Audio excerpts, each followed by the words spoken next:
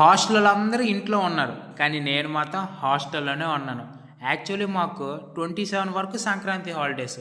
కానీ నాది CSC branch కాబట్టి ఈ హాలిడేస్లో 21న 23న ఎక్స్టర్నల్ ఎగ్జామ్ పెట్టారు.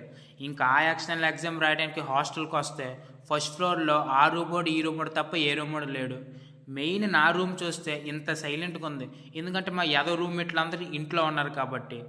రేపటి ఇంజనీరింగ్ గ్రాఫిక్స్ ఎగ్జామ్ ఉంది కాబట్టి అలా చాలా రోజుల తర్వాత బుక్ తీశాను.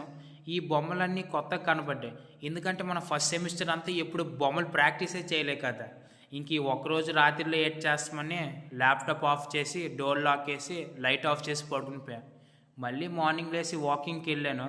ఆ మంచు చూసి ఏదో టైం 5:30 అనుకోకండి, టైం 8 అయ్యింది. కానీ ఆ మంచే వెళ్ళలేదు. ఇంకా అలా రూమ్కి వచ్చి రెడీ అయ్యాను. ఇంకా నా బుక్ తీసుకొని ఎగ్జామ్ రాయడానికి అయితే వెళ్ళాను. నేను ఎంత స్పీడ్కి వెళ్ళానో అంత స్పీడ్కి మళ్ళీ బ్యాక్కి వచ్చా. ఎందుకంటే నేను ఐడి కార్డు మర్చిపోయాను.